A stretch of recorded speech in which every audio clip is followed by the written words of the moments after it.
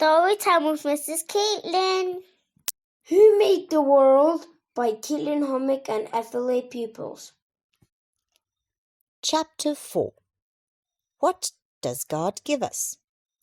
God has given us so much that it's hard to describe it all.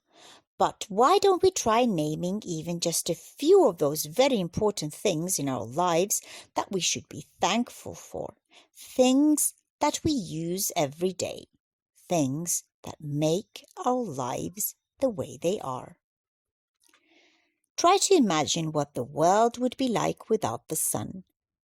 We would have no light nor warmth. The world would be constantly wrapped in darkness and cold. We would not exist because without the sun there would be no plants. And without plants we would not have oxygen to breathe, nor food to eat. We would not have any meat because animals that we eat would not have any plants to eat. Imagine a world without rain. Without rain, there would be no water.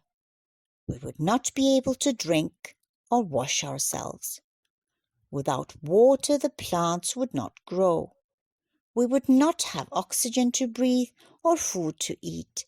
The whole world would be just a big, lifeless desert.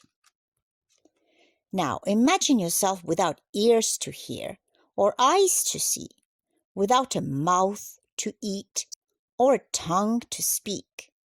What would your life be like without hearing, smelling, tasting, and living in total darkness? Would this kind of a life be worth living? God has enhanced our lives with colors, shapes, sounds, smells, and tastes, making it more beautiful than any work of art ever created. Every crumb we put in our mouths has a taste. More importantly, it gives us strength. If we cannot eat anything, first we will feel a bit bad, then we will become weak, and then we get sick, and finally we might even die. How kind is God for having provided us with food? God has created stones and clay, metal and sand, wood, and much more so that we can build homes. Home will give us shelter and protection against cold, heat, rain, and danger.